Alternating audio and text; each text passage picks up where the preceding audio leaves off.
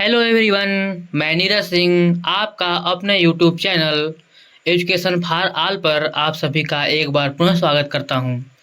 साथियों, हम सभी लोग सीटेट पेपर 2, बीपीएससी टीआरई 4 और अन्य सभी प्रतियोगी परीक्षा जिसमें एनसीईआरटी साइंस से प्रश्न पूछे जाते हैं, उन सभी परीक्षाओं में विज्ञान में अच्छे अंक प्राप्त करने के लिए एनसीईआरटी साइंस का हम लोग अध्ययन कर रहे हैं, जिसके अंतर्गत हम लोग अभी तक क्लास 6 के विज्ञान में 1 से 6 लेसन का अध्ययन कर चुके हैं। आज हम सभी लोग इस क्लास के अंतर्गत लेसन 7 ताप एवं उसका मापकरण पाठ का अध्ययन करेंगे। तो साथियों, एक बात आपको और अवगत कराना है कि यदि आपको इस क्लास का पीडीएफ नोट्स चाहिए तो आप हमारे व्हाट्सएप नंबर 9559112651 पर मैसेज कर सकते हैं। हमारे सभी नोट्स आपको फ्री में उपलब्ध करा दिए जाएंगे।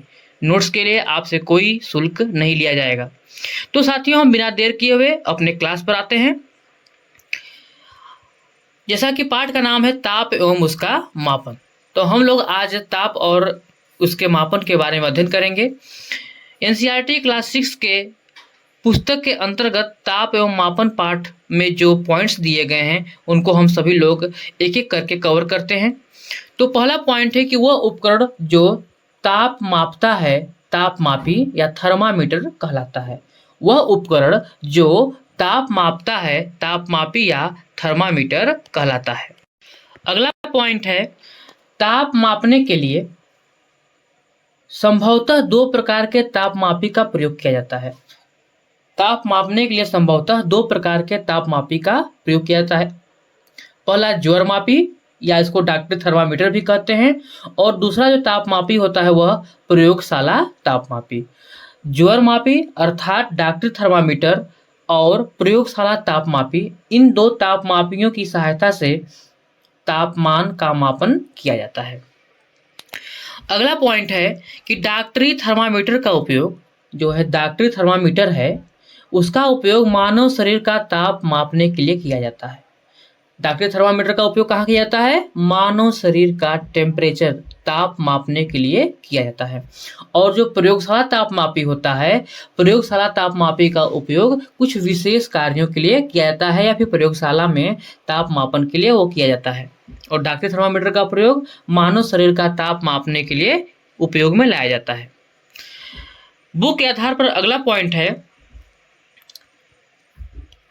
ताप मापने के लिए डॉक्टरी थर्मामीटर में जो ताप मापने के लिए जो उपयोग में आता है डॉक्टरी थर्मामीटर, उसमें सामान्यतः उपयोग किए जाने वाला मापक्रम जो होता है वह सेल्सियस स्केल होता है। वह क्या होता है? सेल्सियस स्केल होता है। इस मापक्रम पर ताप का मात्रक जो होता है वह डिग्री सेल्सियस होता है और इसे डिग्री सेंटीग्रेड द्वारा दर्शाते हैं। जो हम मानव शरीर का जो तापमान नापने के लिए जो यंत्र का प्रयोग किया जाता है अर्थात डॉक्टरी जो थर्मामीटर होता है वह सेल्सियस स्केल पर होता है और इसका जो मात्रक होता है वह डिग्री सेल्सियस होता है और इसे हम लोग डिग्री सेंटीग्रेड से दर्शाते हैं। अगला पॉइंट है, क्या आप जानते हैं, पॉइंट्स के अंतर्गत है कि प्रारंभ में शरीर का ताप मापने के लिए पारे के तापमापी मरकरी थर्मामीटर का प्रयोग किया जाता था। लेकिन पारा मरकरी जो होता है एक अत्यधिक विषैला पदार्थ है और दुर्घटनावश यदि तापमापी टूट जाता है तो पारे का व्यवस्थित रूप से निपटान करना कठिन होता है। जो पहले थर्मामीटर प्रयोग में लाता था उसका चित्र यह है।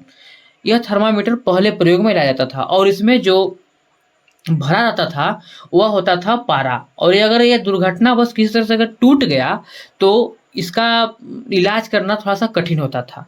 तो इसलिए अब इसका उपयोग बहुत ही कम किया जाता है या फिर न के बराबर किया जाता है। इस समय जो थर्मामीटर का प्रयोग किया जाता है वह बैटरी युक्त होता है जिसे अंकी थर्मामीटर कहते हैं। आगे इसमें दिया हुआ है कि अंकी तापमापी में इस प्रकार का कोई जोखिम नहीं होता। इसके प्रदर्श में संख्या पढ़ना भी सरल होता है, इसलिए पारे वाले थर्मामीटर को डिजिटल थर्मामीटर द्वारा प्रतिस्थापित किए जा रहे हैं। डिजिटल थर्मामीटर में ताप का निर्धारण ऊष्मा संवेदकों द्वारा किया जाता है। तो हमने इस पॉइंट्स के अंतर्गत देखा कि जो पहले का जो थर्मामीटर था उसमें पारा का उपयोग किया जाता था, और वो जो पारा था अगर किसी दुर्घटनावश थर्मामीटर टूट गया तो हमारे शरीर को नुकसान पहुंचा सकता था। इस वजह से इस थर्मामीटर का अब 9 के बराबर उपयोग किया जा रहा है। अब जो थर्मामीटर का प्रयोग किया जा रहा है वह अंकीय तापमापी है, यानी कि डिजिटल थर्मामीटर का प्रयोग किया जाता है। उसमें बैटरी होता है, बैटरी लगा रहता है, और उसके जो पाठ्यांक हैं उसको हम लोग बहुत आसानी से पढ़ भी सकते हैं। तो इस पुस्तक के आगे दिया हुआ है, इस पुस्तक में जो पॉइंट्स दिया हुआ है कि कोविड-19, साथियों आप लोग जानते ही हैं इस कोविड-19 के महामारी से हम सभी लोग गुजरे हैं। तो आप लोगों को याद होगा कि हम लोगों के शरीर को टेम्परेचर को मापने के लिए एक यंत्र रहता था जो जिसे डॉक्टर या चिकित्सक दूर से ही माप लेते थे कि हमारे शरीर का टेम्परेचर कितना है, और उसके आधार पर यह अनुमान लगाते थे कि व्यक्ति को कोरोना का लक्षण है या फिर नहीं है। तो देखते हैं कि कोविड-19 महामारी के काल में कुछ विशेष तापमापी उपयोग में लाए गए जो किसी व्यक्ति के शरीर का ताप दूर से भी माप सकते थे। वे कैसे तापमापी थे? तो देखते हैं, वे संपर्क रहित तापमापी हैं। कैसे तापमापी हैं? वे संपर्क रहित तापमापी होते थे, जिसे यह फिगर में देखिए दिया हुआ है, जिन्हें अवरक्त तापमापी भी कहा जाता है। संपर्क रहित तापमापी या अवरक्त तापमापी या अवरक्त तापमापी। इस प्रकार के तापमापी किसी व्यक्ति के शरीर को स्पर्श किए बिना उसके शरीर का ताप माप सकते हैं और संक्रमण का खतरा कम करते हैं। इस तापमापी से व्यक्ति दूसरे व्यक्ति में सटता नहीं है, पास में नहीं आता है, दूर से ही उसके तापमान को मालूम कर लेता है, तो जिससे जो संक्रमण होने वाला होता है उसके भी खतरे कम हो जाते हैं। पुस्तक के अनुसार अगला पॉइंट जो है कि स्वस्थ मनुष्य का जो शरीर का तापमान होता है वह 37 डिग्री सेंटीग्रेड होता है। याद कर लीजिएगा, जो स्वस्थ मानव शरीर का सामान्य तापमान होता है वह 37 डिग्री सेंटीग्रेड होता है। इस बुक के अंतर्गत जो महत्वपूर्ण पॉइंट्स हैं सिर्फ उन्हीं को लिया गया है, जिससे कि आप कम समय में एनसीईआरटी बुक को आप लोग अध्ययन कर लीजिए और अपने प्रतियोगी परीक्षा में अच्छे से अच्छे अंक सिक्योर कर सकिए। अगला पॉइंट्स है कि ताप का अन्य मात्रक स्केल जो होता है, मापक्रम स्केल, ताप का अन्य मापक्रम स्केल फ़ारेनहाइट स्केल होता है। इस स्केल पर ताप का मात्रक डिग्री फ़ारेनहाइट होता है और इसे डिग्री फ़ारेनहाइट से दर्शाया जाता है। अभी आप सेल्सियस के बारे में पढ़ रहे थे कि जो मानव शरीर का ताप मापता है, जो डॉक्टरी थर्मामीटर होता है वह सेल्सियस स्केल होता है, उसका मात्रक डिग्री सेल्सियस होता है, इसे हम लोग डिग्री सेंटीग्रेड से दर्शाते हैं। जो ताप मापने का जो एक अन्य स्केल होता है, अन्य मापक्रम होता है, वह फ़ारेनहाइट स्केल भी होता है। इसका जो मात्रक होता है वह डिग्री फ़ारेनहाइट होता है और इसे डिग्री फ़ारेनहाइट से दर्शाते हैं। एक जो है इसे जानते रहिएगा कि 37 डिग्री सेंटीग्रेड जो स्वस्थ मनुष्य का जो सामान्य तापमान होता है 37 डिग्री सेंटीग्रेड, उसके बराबर 98.6 फ़ारेनहाइट होता है। यानी कि 37 डिग्री सेंटीग्रेड बराबर 98.6 फ़ारेनहाइट। इसे याद कर लीजिएगा सब लोग। आगे देखते हैं, अगला पॉइंट है कि वैज्ञानिक कार्य के लिए, अब अभी हम लोग सेल्सियस पैमाना, फ़ारेनहाइट पैमाना, दो चीज़ों के बारे में पढ़े, दो पैमानों के बारे में। अब अगला है कि वैज्ञानिक कार्य के लिए ताप का एक अन्य स्केल उपयोग में लाया जाता है जिसे केल्विन स्केल कहते हैं। इस स्केल पर ताप का मात्रक केल्विन होता है जिसे के से दर्शाया जाता है। जो केल्विन होता है उसे के से हम लोग दर्शाते हैं। और महत्वपूर्ण तथ्य यह है कि ताप का एसआई जो मात्रक होता है वह केल्विन ही होता है। ताप का एसआई मात्रक क्या होता है? वह केल्विन होता है। आगे देखते हैं, प्रयोगशाला तापमापी में प्रयुक्त द्रव, जो प्रयोगशाला तापमापी होता है उसमें जो प्रयुक्त द्रव जो होता है वह सामान्यतः एल्कोहल अथवा पारा होता है। जो सामान्यतः जो द्रव होता है वह एल्कोहल या पारा होता है। तो एल्कोहल दिखाई दे, ऐसे एल्कोहल सफ़ेद कलर का होता है, वाइट कलर का होता है, इसलिए उसे आप आसानी से नहीं देख सकते हैं। तो सही तरीके से दिखाई दे उसके लिए उसमें प्रायः लाल रंग का मिश्रण किया जाता है, प्रायः लाल रंग का मिश्रण किया जाता है। तो प्रयोगशाला तापमापी में एल्कोहल अथवा पारा अर्थ मरकरी होता है।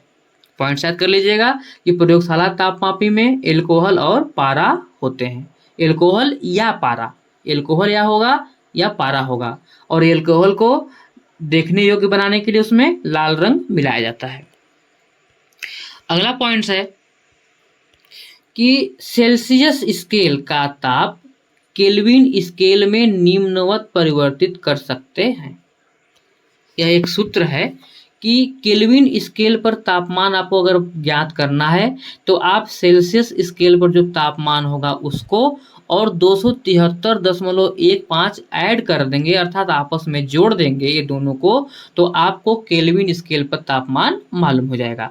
अर्थात आपका तापमान अगर डिग्री सेल्सियस में मालूम है और आपको पता करना कि यह तापमान केल्विन में कितना होगा, तो उस तापमान में 273.15 अगर आप जोड़ देते हैं तो आपको केल्विन स्केल पर जो तापमान है वह मालूम हो जाएगा। अगला पॉइंट है और भी जाने के अंतर्गत है। देखिए सभी महत्वपूर्ण बिंदुओं को ले लिया गया है, एक भी बिंदु को छोड़ा नहीं गया है, तो इसे ध्यान से देखिएगा। चलिए देखते हैं कि अंग्रेजी भाषा में सभी वर्ण बड़े और छोटे अक्षरों में अलग अलग लिखे जाते हैं। अब हम सेल्सियस स्केल, फ़ारेनहाइट स्केल तथा केल्विन स्केल अंग्रेजी में लिखते हैं, तो इनके नाम बड़े अक्षरों से लिखकर प्रारंभ किए जाते हैं। ताप मात्रकों के नामों में डिग्री तो छोटे अक्षरों में ही लिखा जाता है, लेकिन सेल्सियस एवं फ़ारेनहाइट बड़े अक्षर से प्रारंभ करके लिखे जाते हैं, किंतु केल्विन मात्रक में केल्विन छोटे अक्षर से शुरू करके ही लिखा जाता है। ताप के इन मात्रों को के संकेत डिग्री सेंटीग्रेड, डिग्री फ़ारेनहाइट और के अंग्रेजी के बड़े अक्षरों में दर्शाए जाते हैं। ध्यान दीजिए कि डिग्री का संकेत के साथ नहीं लिखा जाता है, अर्थात देखिए डिग्री सेंटीग्रेड लिखा जाता है, डिग्री फ़ारेनहाइट लिखा जाता है, लेकिन डिग्री केल्विन नहीं लिखा जाता है। सबसे मुख्य बात यह है। और वाक्य के अंत के अलावा अन्यत्र संकेतों के बाद कहीं भी बिंदु नहीं लगाया जाता। ये हम लोग पिछले पाठ में पढ़ चुके हैं कि जो मात्रक होते हैं उनके बाद बिंदु नहीं लगाया जाता है। ताप के विषय में लिखते समय आंकिक संख्या और मात्रक के मध्य सदैव एक रिक्त स्थान छोड़ा जाता है। अंग्रेजी में 1 डिग्री सेल्सियस से अधिक ताप बहुवचन में व्यक्त करने के लिए मात्रक के पूर्ण नाम को डिग्री सेल्सियस लिखा जाएगा, किंतु हिंदी में डिग्री सेल्सियस ही लिखा जाएगा। तो इससे यह मालूम हुआ कि जो तापमान होते हैं उसे मतलब डिग्री सेंटीग्रेड में लिख सकते हैं, डिग्री फ़ारेनहाइट में लिखेंगे, लेकिन डिग्री केल्विन में हम लोग नहीं लिखते हैं, उसे सिर्फ केल्विन में लिखेंगे। अगला पॉइंट है कि तापमापी के आविष्कार से पूर्व ज्वर का पता कैसे लगाया जाता था। सोचने वाली बात है कि जब तापमापी का आविष्कार नहीं हुआ था ज्वर का पता कैसे लगाते थे। तो ज्वर जो है, बुखार, फीवर, किसी व्यक्ति की नाड़ी दर को प्रभावित करता है। भारत में इसका ज्ञान प्राचीन समय से ही था। यद्यपि ज्वर के अतिरिक्त कुछ अन्य स्थितियों में भी मानव की नाड़ी दर प्रभावित होती है, अतः केवल नाड़ी दर के आधार पर ही ज्वर का निश्चय नहीं किया सकता, लेकिन फिर भी एक अनुमान जरूर लगाया जा सकता है कि इस व्यक्ति को फीवर है या नहीं है। एक बात और जानिएगा कि जो डॉक्टरी थर्मामीटर होता है, उबलते जल और बर्फ का जो ताप डॉक्टरी थर्मामीटर की मापन सीमा के बाहर होता है। मतलब उबलते जल जो होते हैं और बर्फ का जो ताप होता है वह डॉक्टरी थर्मामीटर उसे नहीं माप सकता है। उबलते हुए जल का ताप और बर्फ का ताप जो होता है वह डॉक्टरी थर्मामीटर नहीं माप सकता है। तो आप पढ़ भी चुके हैं कि डॉक्टरी थर्मामीटर का उपयोग सामान्यतः मानव शरीर के ताप को मापने के लिए किया जाता है। आगे देखते हैं वायु मापन। वायु ताप मतलब हवा का ताप जो होता है, वायु ताप मापन की कई विधियां हैं। मतलब जो वाइंड का टेम्परेचर है वो कितना है उसके लिए कई विधियां हैं। मौसम वायु ताप पर भी निर्भर करता है, इसलिए पूरे विश्व में मौसम स्टेशनों पर इसे मॉनिटर किया जाता है। वायु ताप पर अंकित डाटा बहुत से अन्य कारकों के साथ मौसम के पूर्वानुमान के लिए उपयोग में लाया जाता है। ये जानते रहिएगा कि जो टेम्परेचर होता है, जो तापमान होता है, हमारे शरीर का तापमान होता है, वह वायु पर भी निर्भर करता है। अगर वायु ठंडी है तो हमारे शरीर का टेम्परेचर ठंडा ही होगा, और वायु गर्म है तो हमारे शरीर का टेम्परेचर गर्म होगा। बुक के अनुसार अगला जो पॉइंट्स है उसमें एक वैज्ञानिक के बारे में दिया है, अन्ना मणि। इनके बारे में हम देख लेते हैं। अन्ना मणि एक भारतीय वैज्ञानिक थी जिन्हें भारत की मौसम विदुषी के नाम से जाना जाता है। उन्होंने, अब इसमें प्रश्न बनेगा कि भारत की मौसम विदुषी के नाम से किसे जाना जाता है, तो प्रश्न आपका बनेगा अन्ना मणि। आगे है, उन्होंने कई मौसम मापन उपकरणों का आविष्कार और निर्माण किया, जिसके कारण इन उपकरणों के प्रति भारत की अन्य राष्ट्रों पर निर्भरता कम हुई। उन्होंने भारत में पवन ऊर्जा और सौर ऊर्जा के उपयोग की संभावनाओं पर भी खोजबीन की। इससे भारत नवीकरणीय ऊर्जा के क्षेत्र में विश्व के अग्रणी राष्ट्रों में सम्मिलित हो गया। तो भारत की मौसम विदुषी किसे कहा जाता है, तो अन्ना मणि को भारत की मौसम विदुषी के नाम से जाना जाता है। अगला पॉइंट है इस पाठ के अंतर्गत कि प्रयोगशाला तापमापियों का, जो प्रयोगशाला में तापमापी उपयोग किए जाते हैं, तो उन तापमापियों का जो ताप परिसर होता है अर्थात मापन सीमा होता है, वह -10 डिग्री सेंटीग्रेड से 110 डिग्री सेंटीग्रेड होता है। याद कर लीजिएगा, यह बहुत ही परफेक्ट पॉइंट्स है, और इस बार इससे सीटेट में प्रश्न आ रहा है। इसे इम्पॉर्टेंट मान लीजिएगा, यह प्रश्न आने वाला है। प्रयोगशाला तापमापियों का ताप परिसर या मापन सीमा जो होता है वह प्रायः -10 डिग्री सेंटीग्रेड से 110 डिग्री सेंटीग्रेड होता है। अगला पॉइंट है सेल्सियस स्केल। सेल्सियस स्केल वह चिन्ह है जिससे द्रव स्तंभ का शीर्ष स्तर मेल खाता है, ताप का पाठ्यांक होता है। सेल्सियस स्केल का वह चिन्ह जिससे द्रव स्तंभ का जो शीर्ष स्तर मेल खाता है वही पाठ्यांक होता है, वही ताप का पाठ्यांक होता है। आगे चलते हैं। अगला पॉइंट है परम शून्य ताप किसे कहते हैं, इसमें यही आपको देखने को मिलेगा। तो देखते हैं कि सूर्य के कोर का तापमान 15 मिलियन डिग्री सेल्सियस तक पहुंच जाता है। क्या आकाश में ऐसे पिंड भी हैं जिनका तापमान इससे भी अधिक है? अधिकतम तापमान कितना हो सकता है? तो उसकी कोई सीमा नहीं है। तथापि वैज्ञानिक तथ्यों अथवा सिद्धांतों के अनुसार न्यूनतम ताप प्राप्त करने की एक सीमा होती है।